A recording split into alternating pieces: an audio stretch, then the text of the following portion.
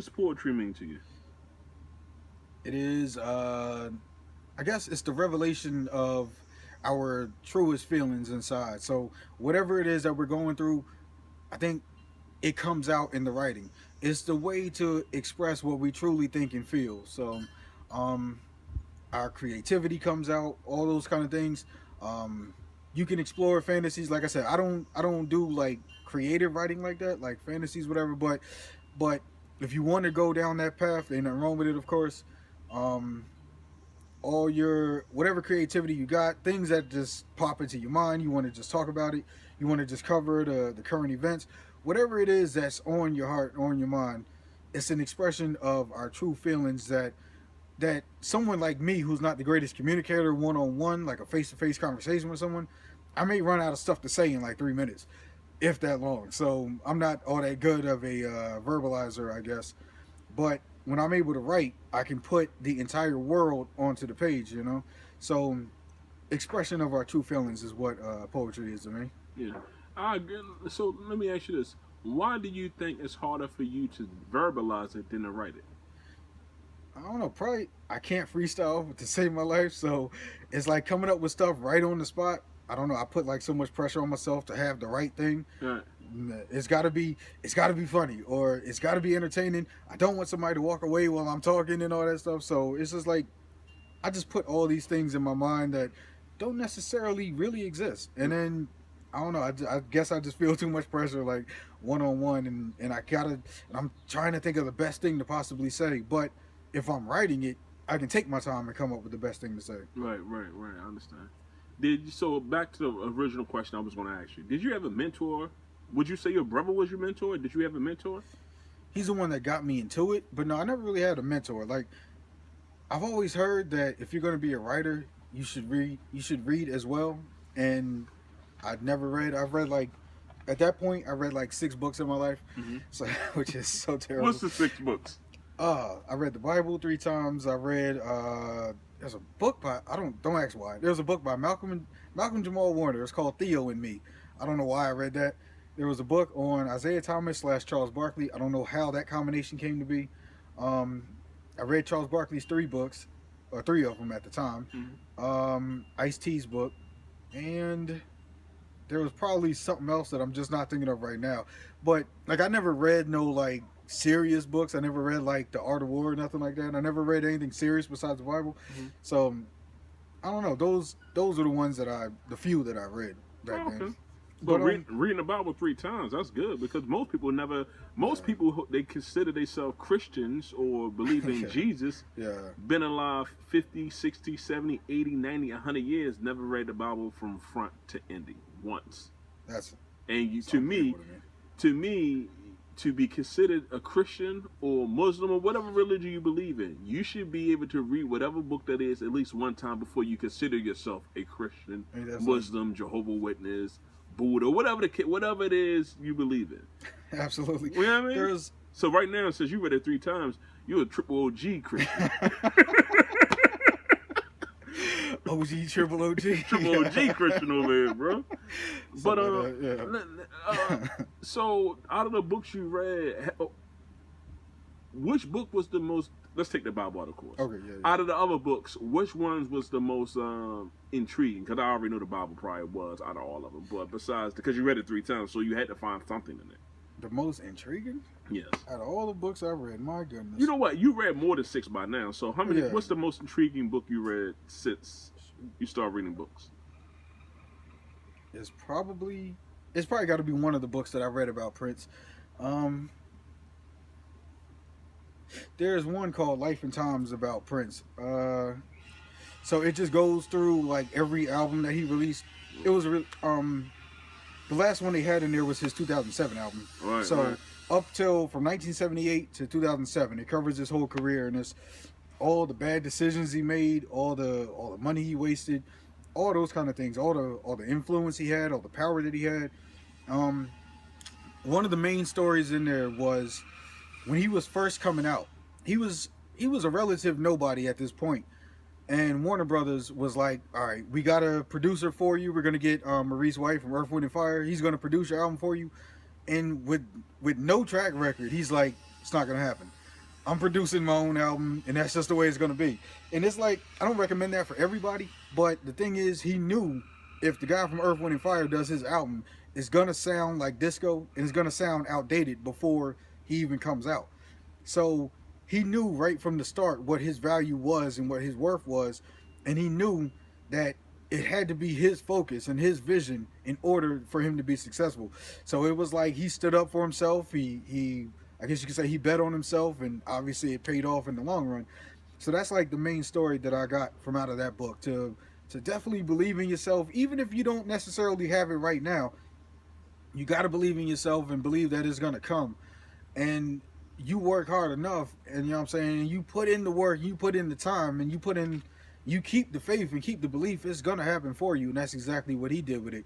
I mean, it helps that he could play 23 instruments on his first album, and he wrote all the songs and all that stuff.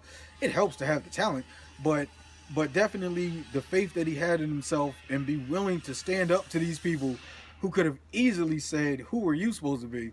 You know what I'm saying? He stood up to all these people and was like, I'm doing it myself, and this is how it's going to be. And thus you see what his career turned into. I call the GOAT. Him and Stevie are the GOATs to me. So you see what it turns into when you believe in yourself. Most definitely. Let me ask you something else. We talked about, you said he read the Bible 3 times, right? And you would you consider yourself a Christian? Yeah. Okay. So you read the Bible 3 times, right? And you know, tell them, you know the journey of Christ and the things, you know the journey of Christ. All right. So, do you know God have your back? Yeah. Are you able to use that as a, when you fight depression, are you able to use that as a mechanism to help you sometimes? Do you rely on that? Because the only reason I ask, because if you read the Bible 3 times, you should know all the different stories and different things people have been through. And you should be able to use that as something to pull from to give you strength sometimes. Most certainly. You get to see people. Something that my pastor in Jersey has said was like, the Bible is not a book of religion; it's a book of history. It just recounts the things that have happened. It doesn't tell you. It's not about like, this is who you should be. This is exactly what you should do. Okay. Do everything like this. It's really taking a recount or whatever of the things that just happened, and they've been written down. Mm-hmm. So it's like I got to see the other people's stories and see that people have been through so much worse than I have. Things that I didn't think were real. I thought it was like Greek mythology. I thought it was just like fantasies, like Daniel and the Lion's Den, all that stuff. I didn't know those were real stories. I thought it was just like some fantasy that somebody made up or whatever. I thought it was like children's stories, but it's actually in there though, like, and it's real life stuff. So I've seen all the things that like other people have gone through, and it's like so many things that are so much worse than anything I've ever faced, and yet you're able to come out of it. You know? And it was just, of course, most people know the story of Job, how he had like everything taken from him and all that, and yet he kept his faith through it all. And that's a big part of why I've been able to persevere throughout the years. Well, let me say this to you. Can you break down the story of Job? Because some people don't know. So Job was like, he was real faithful to the Lord and everything. And he had his great family, his wife, his kids, and he had acres, and he had all these animals. And slowly, one by one, the animals started going away. They started dying off. His children started dying. Like he started to lose his health and all that. And his wife was like, why don't you just give up on God and just curse God and just move on and pretty much give in to the other side or whatever to make things better. And he never lost his faith, and everything got restored to him. Everything eventually got restored once he got put to the test. In there, it talks about how Satan wanted to touch Job, but God was like, you can touch the things around him, but you can't touch him, though. So all these things started happening around him, and he was protected, though. All these things started happening around him. He kept the faith. He persevered through it. He fought through it all. Everything started getting restored back to him. So that's, in a nutshell, I guess that's the story of Job. And that's how Job, a.k.a. JFrisBeats, able to have shows and fucking TV. Shows and motherfucking books and, just because you keep pushing. That's the name of the game, keep pushing. Do anyone in your family write? besides you? My second oldest brother, he used to write like as far as like he used to write like stories, like newspaper and all that stuff. So, and he reads a whole lot more than me. He's like the first one that would be the he's the first one that was like the great writer of the family. Mm-hmm. I don't think he ever did poetry, but he had the writing ability, and he's been in like different school newspapers, or he's been in like real newspapers that like get sold around the city or whatever. Mm-hmm. So, you know, he's been able to do all that stuff, and I looked at that like, all right, it is possible. So, you know, somewhat of an influence on me as well. Most definitely. You remember the first time you got on stage? Yeah.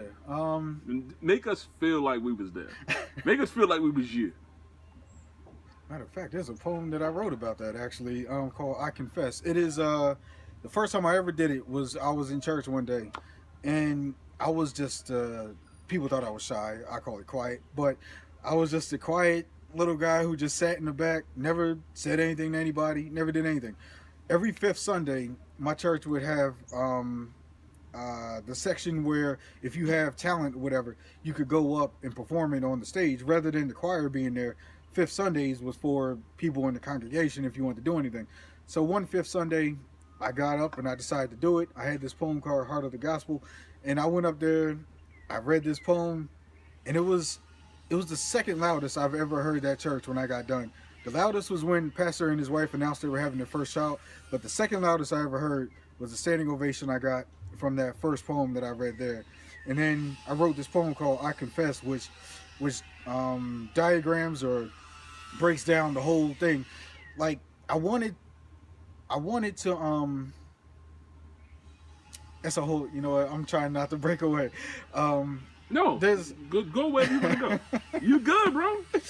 But yeah, so there was the fifth Sunday. I forgot what year that was. 2003, no, 2005, I think it was. The first time I ever got up and did that. Then from there, they would have something like a show the church would put on called Christian Cafe. I started doing a couple of those. Then I went around a few minor spots in New Jersey, a few places in Philly, like Temple University and stuff. I did a couple shows there. But the first like big one that I did, and the first one I was ever paid for, was called D&J Christian Comedy Show. Obviously, I didn't do the comedy side of it. The show was split in half. One side was comedy, one side was like poetry, music, whatever. There's one guy, if you watch, speaking of the OG, if you watch Tracy Morgan's OG, there's one guy on there named Derek, I forgot his last name, but he was part of that Christian comedy show. Like he had just started, he was on the comedy side, and I did the poetry side. In fact, the DVD that I put out to go with my second book, that performance is actually on there. My hair was cut really low to almost a bald one, and that was the first time I ever got paid. So I did that show 2 years in a row at the Keswick Theater in Glenside, Pennsylvania. The first one, there was 1,100 people there. The second one, there was like 800, 1,000, something like that. So I actually got to get up and do what I do in front of like 1,000 people before, and that was to be like the first time I'm really doing it, and people had to pay tickets to come see me. Nerve-wracking, but you know what I'm saying, it made me understand that all this stuff is possible. So when I came down here to perform, I'm not gonna say it was nothing. I was still nervous about doing it.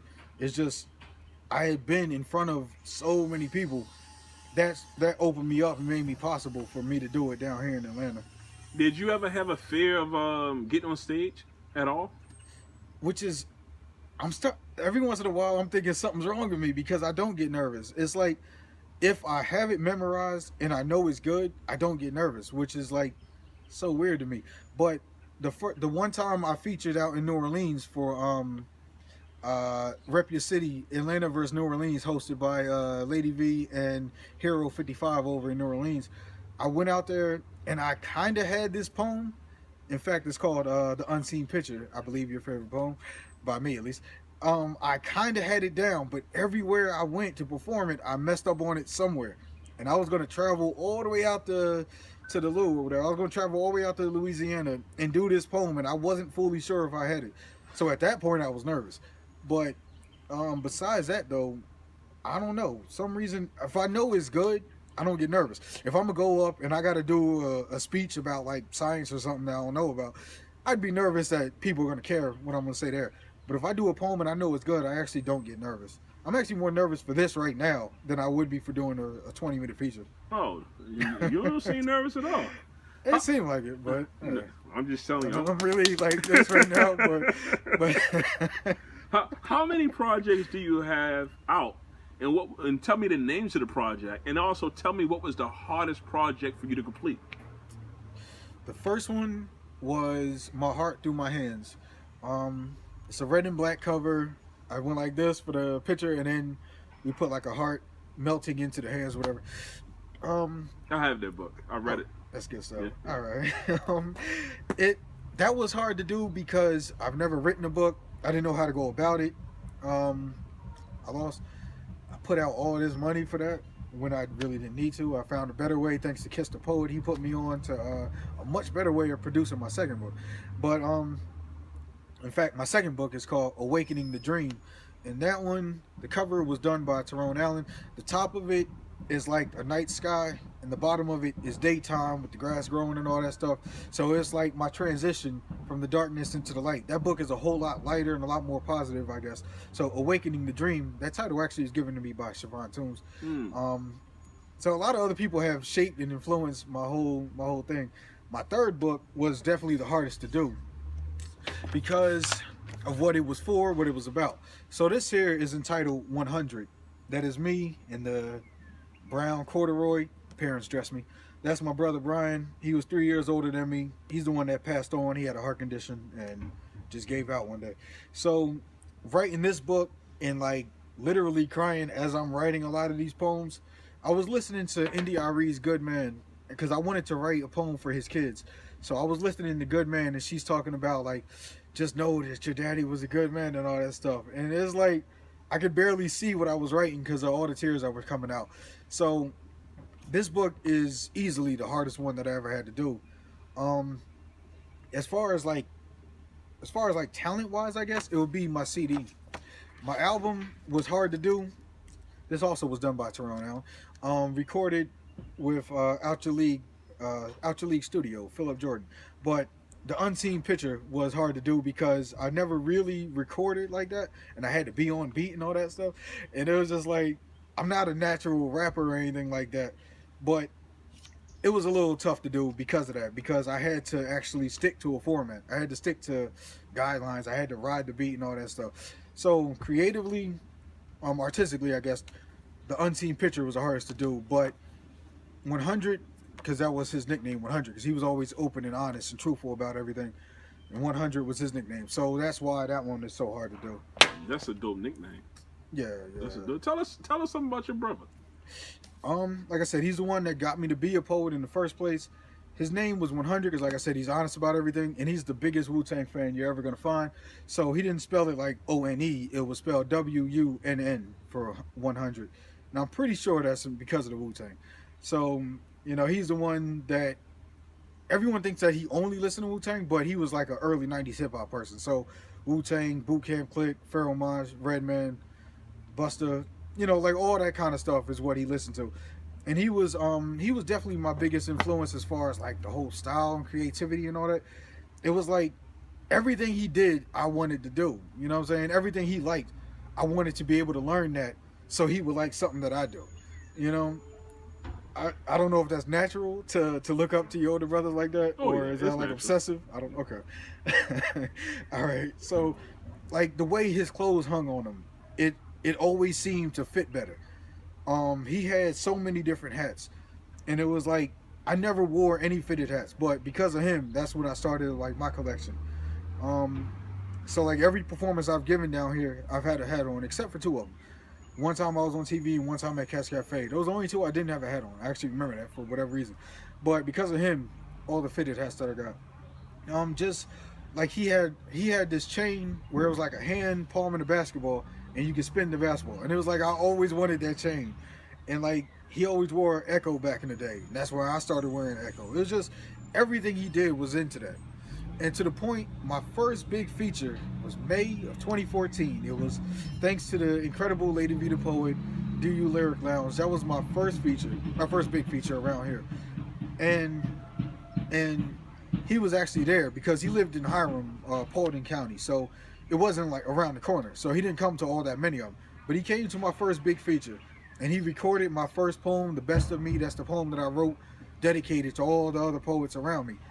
And his very first post on Instagram was about me, and it was like he said something along the lines. I actually wrote it word for word in the book, but he said something along the lines of, "I purposely made my first post on Instagram to be about my brother, and you know, his book, My Heart to My Hands, is out.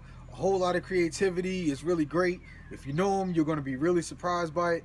And that's just like someone that I looked up to so much. You know what I'm saying? Hope my voice don't crack. Someone I looked up to so much, like, actually made his very first post dedicated to me and my work and my projects and all that.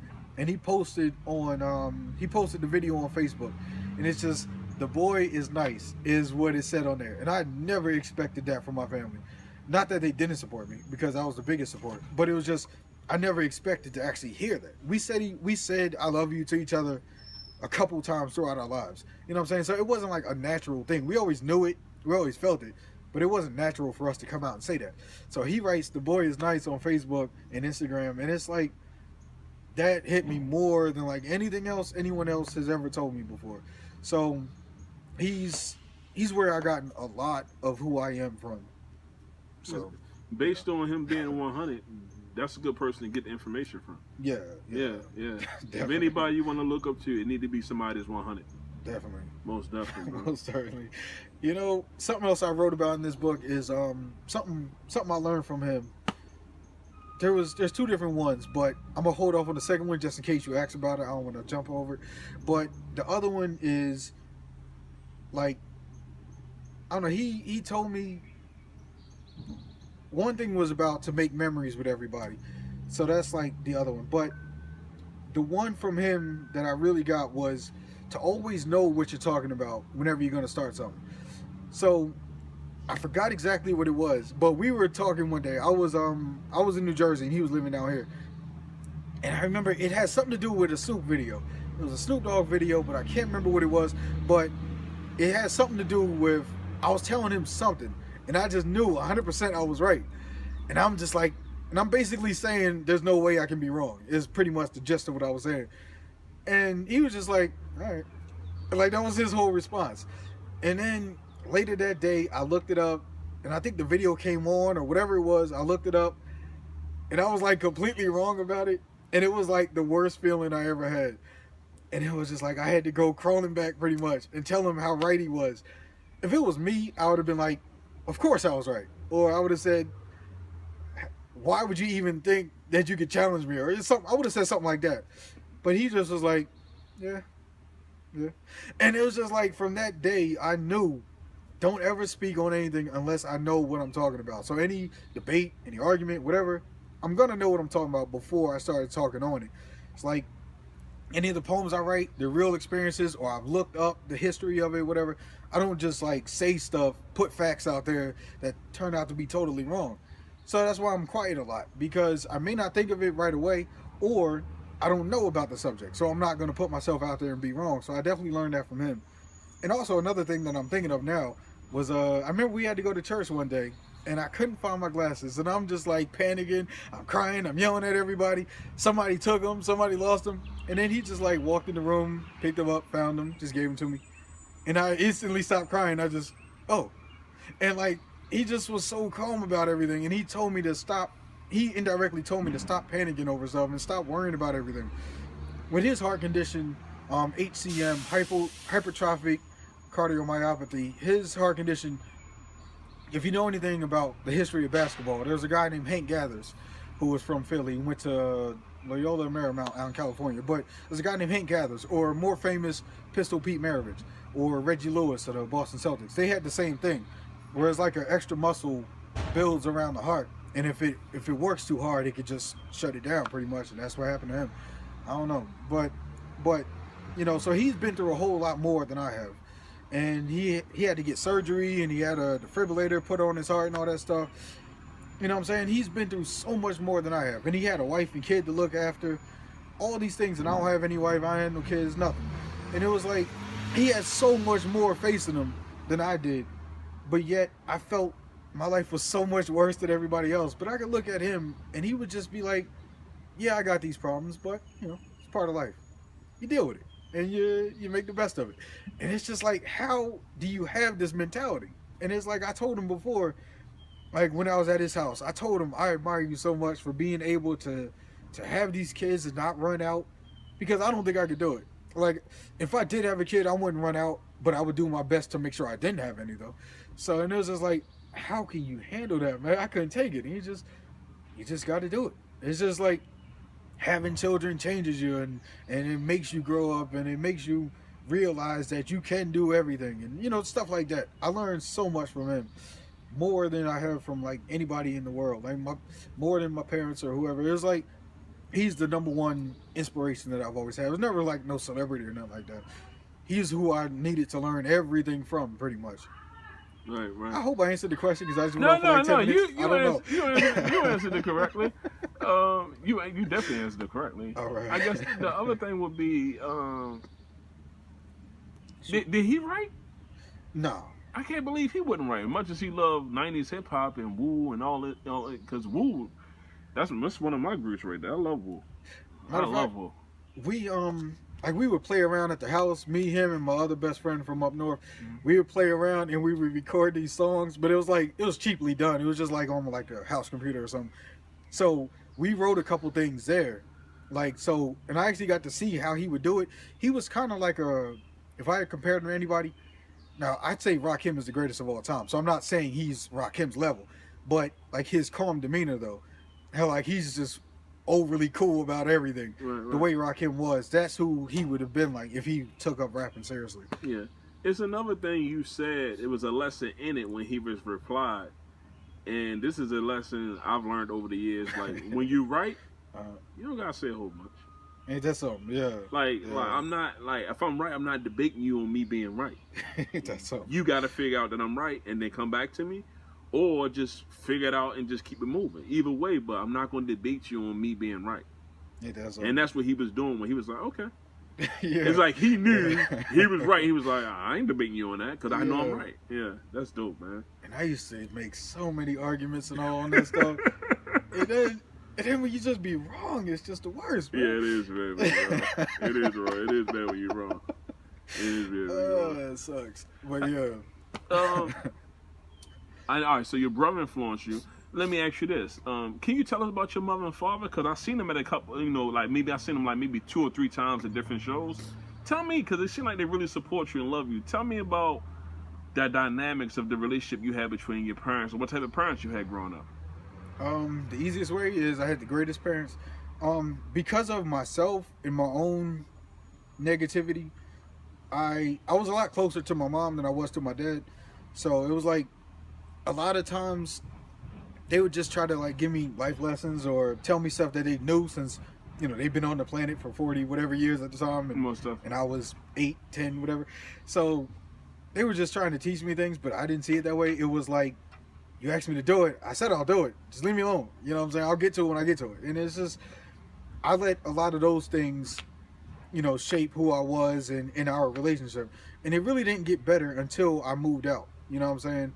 So things have gotten great once I finally moved out. And then when like life happens and I had to move back in, it went back down.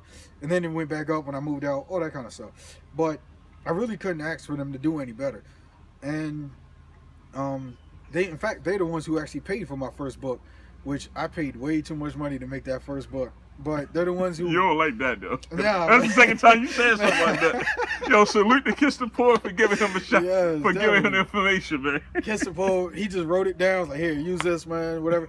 And I hope I gave him a free copy of my next book. I hope I did. And I definitely bought his books in return. I definitely want to show my appreciation. And I shouted him out a couple times on stage, But yeah, that first book does bother me, though. It's coming through. It's coming through. They got you. You feel like you got robbed. I put out hundreds of dollars on that thing, and I ain't had to put out nothing. Yeah. But yeah, they're the ones who paid for that first book. My dad has been to more shows than like anybody else, even though they don't live nearby. You know, they're always telling somebody.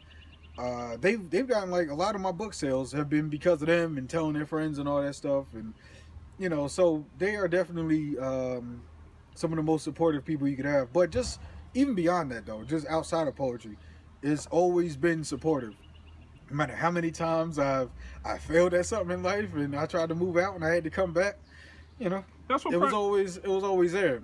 Better than me. No, that's what you would do as a parent. That's what you do when you're a parent. That's the shit you do. See, like, I would say stuff to them that I had no business saying, and it was like until I was 18, they'd always say something to me, and I'm like, well, that's parental responsibility. You're supposed to. Ain't no way in the world I should be talking like that, but that's what you're supposed to do.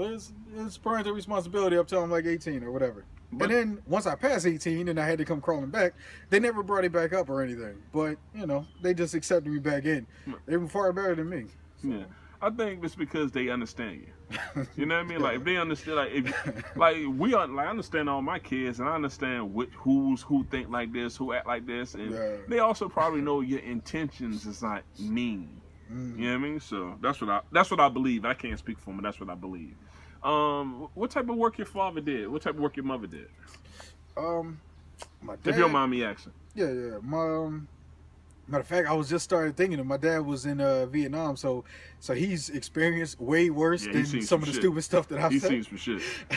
In fact, I sound like that David Allen Greer character from In Living Color. In fact, I wrote a song about it. So I did write a poem about him. It was called Vicarious. So like I took like his whole life that I know of. I wanted to interview my parents and then like write the poems based around that. But instead, I just remembered all the stuff that he told me throughout life, the stuff he was nearly killed in Vietnam and all that, and all the stuff that he went through. And I put it in this poem called Vicarious.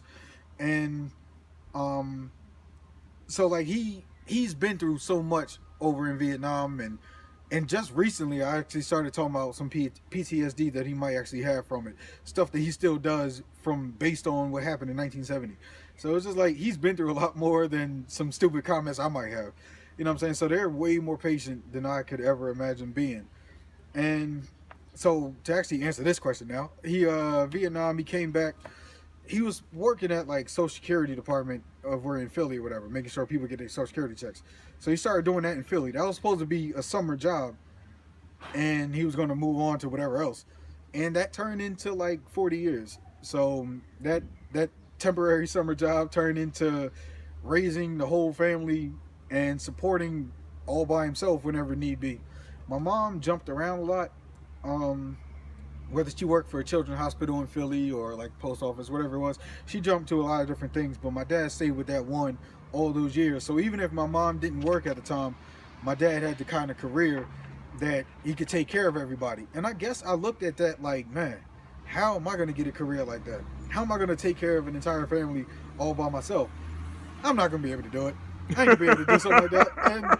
And that's no one ever said you can't do it. No one ever, and like, I was only like 12 years old or something, and I'm already telling myself, I'm never going to have a career like my dad got. I'm not going to be able to take care of a whole family. Right. And thus, that's where it comes from. Well, it's so stupid, but you know. What was his job? What did he actually did at the job? I know he was a manager of like everybody on the Social Security department. Oh, okay. Like I did a couple take your kids to work kind of things, but I don't fully know what he did. But I just know he was a manager, and I know people had to report to him. I know he traveled for business every once in a while. Mm-hmm. But I know he just said it was making sure people got their Social Security. That's, okay. But yeah. What influenced your writing? What influenced? My depression is gospel was number one. My depression was number two, and then just other people that I could write poems about was number three. So all those things equal real life experiences. So to make it an easy one answer would be my real life. Okay. Well, let me ask you this: what influenced the poem you spit in the beginning? Because that was not depression, and it was not about Christ. It was dope. It's a dope ass poem. But I appreciate it. What inspired that? And in fact, it's called On This Stage because it was inspired by Run DMC, which ironically was the last song I just listened to before I came here. So they had Run's House from 1988. So at the beginning of Run's House, he's like, we had a whole lot of superstars on this stage here tonight. So that's where the title comes from. And that's what it was based on. I heard that, and then I started writing about what it's like being on stage. So, the effects of being on stage and all the other poets that I see around me, with the good things that they do, the bad things they may do, those are the three things, I guess, that come together to shape that poem. So all the other poets and my experiences would be what influenced that. And Run DMC gave me the title. Okay. Now, just now, you said the good things the poets do and the bad things the poets do. You a DJ, and you DJ a lot of poetry shows. Yeah. What are some? Let's go with the bad things first. What are some bad things you see? You don't say no names. Don't say nobody's name. I got you. What are some bad things you've seen poets do? And then at the end, let's go through some good things you see poets do.